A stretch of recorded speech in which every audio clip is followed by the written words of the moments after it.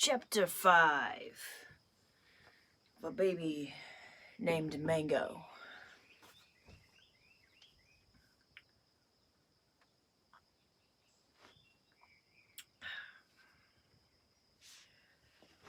When I was 8 years old, in between second grade and third grade, we were living in Missoula, Montana, and Dad's business wasn't going well. And he felt really strongly like we needed to move back to Salt Lake City, which is where home was, where both Mom and Dad had family, and where the church was strong, and I think he probably felt like he needed more support. He was feeling really lost, I'm sure. So we moved. Mom was sad. Mom cried so hard when we left. We moved to Utah, and we stayed with my grandma for a little while till we found a place to live. We found an apartment in Midvail, Utah. Turns out to be the poorest part of Salt Lake, which inevitably means the highest gang activity and crime. There's a lot of Hispanics there. The school we went to, all the teachers had to be bilingual because there were that many Hispanic kids. I really liked the school. The food was the best food. It was so yummy. I don't know why. The poorer kids got fed better, but they did. It was super yummy. My favorite was this ham and cheese wrap. They would like wrap it in dough, kind of like croissant dough or something, but thicker, and put ham and cheese there and cook it. Yum, that was so good. Ugh. This apartment complex we lived in, it had a variety of characters. Across the hallway was this family. Mom was white, Dad was black, and Mom's dad lived there too. Dad had 2 boys. One of them was Michael. I can't remember the other one. And then they had some younger kids between the 2 of them that were half black, half white. And this one, he was like 4 years old. I remember one day he decided to smoke. He would smoke randomly, and he would tell me about it. Oh, I smoked cigarettes, and talk about it like he was really cool. And Mom smoked, and Grandpa smoked. So inevitably, what do you think the kid's gonna do? One day, he got caught. And Mom was so pissed off. She took him into the back. And we all had, every apartment complex had this little 10 by 10 fenced off back patio area, wooden fence. She took him back there on a chair and made him smoke a whole pack of cigarettes. And he was back there puking and screaming and crying, and she was yelling at him and making him smoke. And that was really awful. I thought that was really horrible. You know, every parent does it their own way, but I think she was trying to scare it out of him. That could work, maybe not. That family had a lot of abuse. There was domestic calls randomly, the husband beating the wife, and yeah, that was rough. There's another family. They had an iguana. There was this huge iguana that we took out on a leash, and one day it got off the leash and ran away. It was just gone. Bye, iguana. Oh, man. The drugstore. You know the drugstore in the Sandlot movie where they go buy the baseball? That drugstore was down the street. We would go there that was the thing. Like, I'm 8 years old, Jake is 10, Kaylee's 8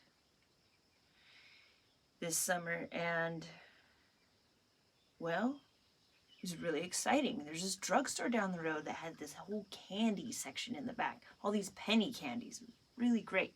So we would go there almost every day. We would like gather some change and go walk down the road because it was like 2 blocks away, and we would get candy. It was really great.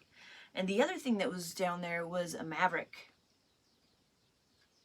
I have like these nostalgic feelings for Maverick because it was this thing that we got to go down to Maverick. Mom, being sad that we went back to Utah. I remember her health declining very quickly. She seemed pretty healthy in Midvail, but then she was just sick and mentally ill once we were in Midvail. I didn't really make that association as a kid, but yeah, she just was sick. She had all kinds of digestive issues, and she was sad and depressed and in bed and felt like crap. Well, you know, being that there were 3 of us, there wasn't very much attention to go around. But Mom would randomly, she had this little bell, and she'd ring her bell and be like, oh, and we'd get all excited and we'd go see Mom because that meant she was awake and we could have some attention. And she would ask for things. She would ask us to go to Maverick and get her a Mountain Dew or a Pepsi. And that was so exciting. I just got to do something for Mom. That's how I got my attention, is going and getting things for Mom. She would ask for a Pepsi. Inevitably, I would come back with a Mountain Dew. She'd ask for a Mountain Dew, and I'd forget, and I'd get a Pepsi. So she figured that out, so she started asking for the opposite, and it would work. I got an upside-down brain, Mom. Thanks for noticing. Then we were kind of left to our own devices. We would watch a lot of TV. We'd play video games with our friends. We'd go play outside with the friends in the apartment building, and the little black kid had the game, the Sonic game on Sega. We'd go play with him a lot. And go get candy a lot. TV, video games, candy. There was some outside activity. I'll give us that. There was outside running around, kicking a ball and stuff. It was good. Food. I remember eating Cheese Krispies there. And then we were left to our own devices. Cereal, ramen noodles, and white bread sandwiches with the cheapest meat, sliced meat, and the cheapest cheese, which is not even any dairy in it at all. I don't know what that's made of. Plastic. That was our diet. Oh, and cookies. Mom would show us how. That's where I learned how to make no-bake cookies. I love no-bake cookies. She showed us how to make cookies so that we'd have something to do, right? Because we'd be like, Mom, we're bored. And so, like, she showed us how to do some simple things, like make no-bake cookies. And so that was the thing. We made those a lot. We made them so much we got sick of them. We ran out of cocoa, and then she showed us how to make vanilla no-bake cookies. Those were gross. Yeah. Now I've learned how to make them better. If you don't have cocoa, add cinnamon and raisins and honey. Yeah.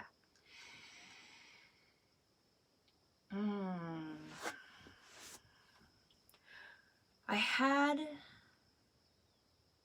a session the other day. I had a counseling session where this got brought up. This attention thing. Like, oh, you know, like the attention I get from my mom is when I do things for her. And I didn't know how to ask for any more attention. I didn't know how to speak my voice and say, hey, Mom, I could really use some snuggles or some time, or, you know, the other thing, like looking back at it now, I think that Pepsi and candy and cookies and ramen noodles are ridiculous. I remember thinking, where's the fruits and veggies? Learning about the periodical table of food groups, and we had bread and meat and dairy. but we hardly ever had fruits and vegetables in the house. In the session, they had me talk to my mom. They had me put up some boundaries. And the Pepsi came up. I don't drink soda at all. I think soda's horrible. I think it's worse than beer, even. I think beer's pretty bad, too. Pepsi's so worse than beer. So much sugar. Oh, diabetes, people. So we brought up the Pepsi. This person role-playing my mom. Hey, will you give me a Pepsi? And I had to say no. And I couldn't. I was like, I can't say no. Then I'm not going to get any attention. How can I say no? And it was like, no. I was encouraged, like, you can do this. You can say no. Like, no, Mom. No, Mom, I can't do that right now.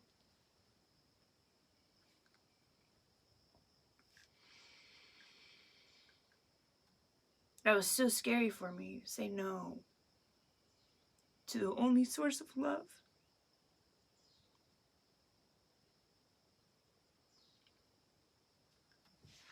It's cool though. It's like, now ask for what you want.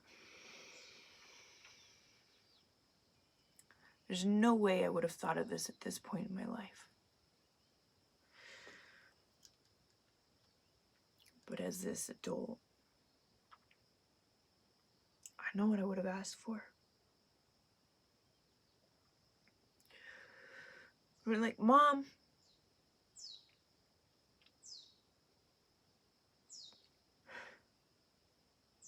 no, I don't think Pepsi's good for you. How about you get up and, like, we go make some real food in the kitchen together?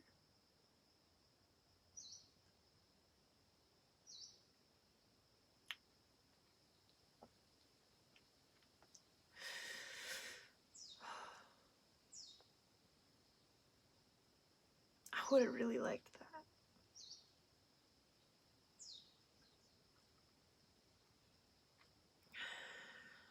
I think she would have too.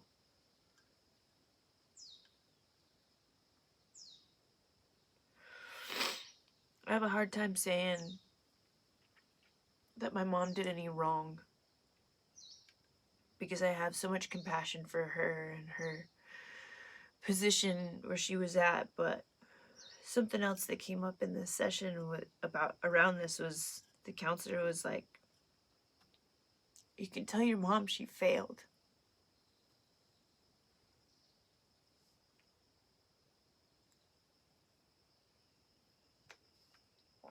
What?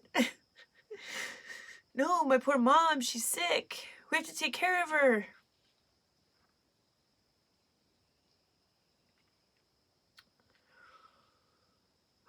But yeah, she failed. And it's okay. Because now I care so much about taking care of myself, about taking care of my body, about feeding myself real food. It's spawned this whole huge adventure that's centered around food. Look at me, I'm obsessed. I'm obsessed with fruits and vegetables because I didn't have them.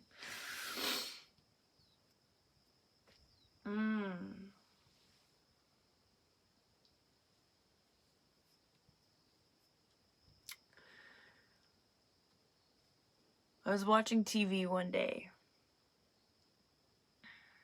I remember somehow somebody gave us this little tiny TV, and it only had black and white pictures on it, but it had a little antenna, and I plugged it in my bedroom upstairs. And this bedroom was shared with Jake and Kaylee, right? But they were away, and there was like a space where I could like go be myself for a minute. That was amazing. That rarely happened. So I'm watching this little TV, and I got a signal for Fox, and Ricky Lake was on. I'm watching Ricky Lake because, I don't know, I liked Ricky Lake. I didn't really like those other dramatic talk shows, but Ricky Lake was nice. And she had this episode about kids that were claiming to be gay. And their parents were freaking out. Their parents were like, no way. No way can they know that they're gay. They're just kids. How can they know? And so they're like, okay, well, you know, and this mom's freaking out about her son. Just crying. How can he be gay? They're like, okay, let's bring out the son. And this kid is this overweight Hispanic kid. He's 16 and he has glasses. Ricky's like, okay, so why do you think you're gay? Like, how do you know you're gay? And he says, well, I don't know. One day when I was 10 years old, I was looking at myself in the mirror and I just realized, like, it just hit me. Oh my God, I'm gay. Bam. Right then, it hit me. Oh my God, I'm gay. And then, like, fear set in and, like, all of this, like, no, you're not gay. You can't be gay. That's not possible. That's weird. And I immediately covered it up. I was terrified. How did I know I was gay? Man, I had crushes on girls from the get-go. From the gay. In this Midvail, I had this friend, Elizabeth. She was Hispanic. Long, beautiful, dark hair. I loved hanging out with her. I had a crush on her. It wasn't as strong as some of my previous crushes, but I had a crush on her. Yeah. I remember having a crush like almost every year of school. And many other situations. Having this realization and coming to it. And then having this massive fear around it.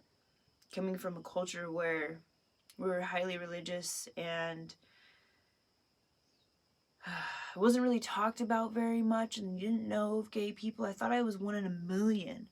And I was like, how could this happen to me? And it would come up over and over and over again over the years, and I would hide it, and I would deny it to myself. No, I'm not gay, and I would try to do things to make myself not gay and try to do things to make sure people didn't think I was gay, but I couldn't help but look gay. Short hair, boy clothes, it was comfortable. Sports. Yeah, that's when I realized I was gay. I learned to lie about reading in 3rd grade. They put me in a special group because I wasn't reading very well. And I didn't like that. I denied that. We had like reading contests or whatever, like kind of contests, like however many pages you would like write down how many pages you read every day and do this thing. And I learned to fake it. So obviously I was lying so hard. But I would be like, oh yeah, I read 138 pages yesterday of Charlotte's Web. I remember that one. I didn't fucking read that.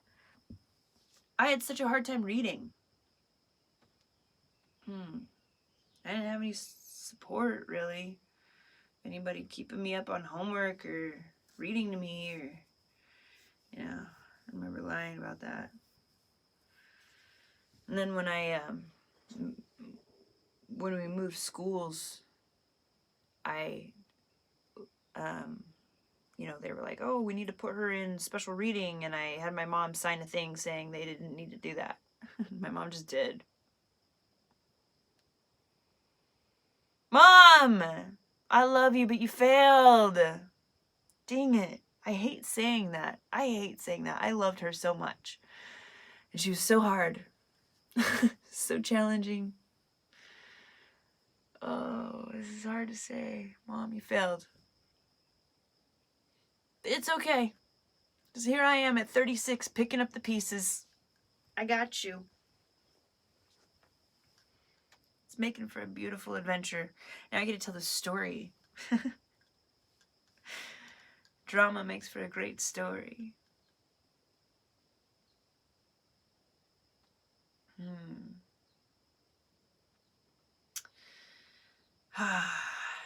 Mom, I wish you would have bought fruits and vegetables. And I wish you would have showed me how to cut up a tomato and put it in my ramen noodles. Mom, I wish you would have read to us in your bed. You were sick and hardly mobile, but you could have read to us. Mom,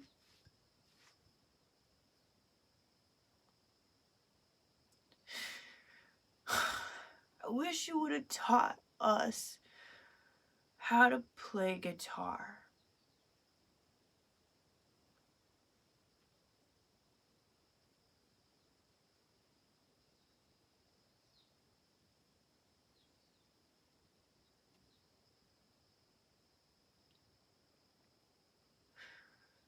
I wish you would have found ways to show up.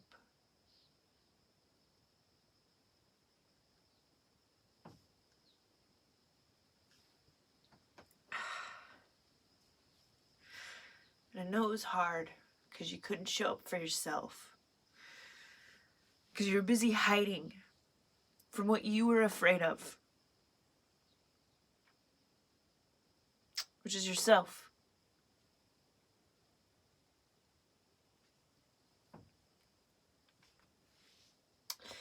And now we're living in a time when everybody's fears are peaking, they're coming up.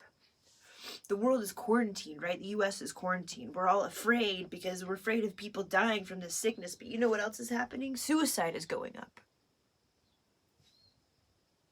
Let's trade one for the other.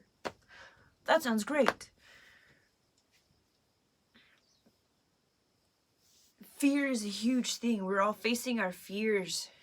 And it's really important to have support of others. And it's really important to express your emotions. Don't hide from them. It hurts everybody, especially yourself. And it hurts those you love. And not everybody wants to be vulnerable, but man, I think it's the best way to go.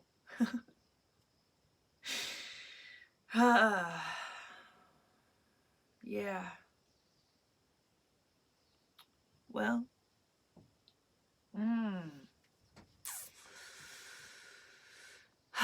That's my story about Midvail, Utah. After Midvail, about a year and a half there, we moved. Life got a little better. The economy was going well or something, and we were able to buy a house. So we moved to a subdivision in West Jordan, Utah. That's where we'll continue chapter 6.